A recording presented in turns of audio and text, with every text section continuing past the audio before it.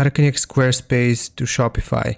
Now for this, we're actually going to use this website called Zapier. So zapier.com here. I've just logged in with my Google account and I'm going to explain how this works.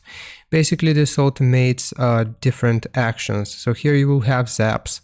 If we click on create here, we will select zaps, which are automated workflows.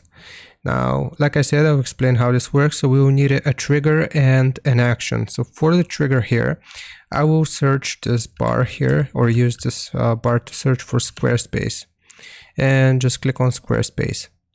Now here we will need to choose an event. So for any new form submission on Squarespace, what is going to happen on Shopify? Now we will need to go to the account section as well, and we'll need to sign in with our Squarespace account.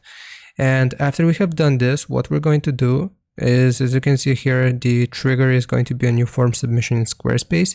And for the action here, we will search for Shopify. Click on Shopify here, and what is going to happen on Shopify once we get a new form submission in Squarespace? We can create a new blog entry, new draft order, new order, product variant, specific. You will see all of these options here. So depending on what you need Shopify to do once we get this form submission in Squarespace, then you choose this accordingly here. So for example, I'll choose create order. And we'll need to also connect our account right here. So we'll need to connect our Shopify account in this, or from this section.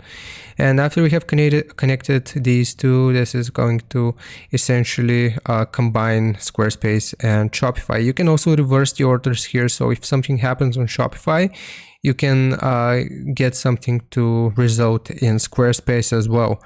And basically that's it. That's how we connect Squarespace and Shopify. I hope this helps. Leave a like and sub, and I'll see you next time.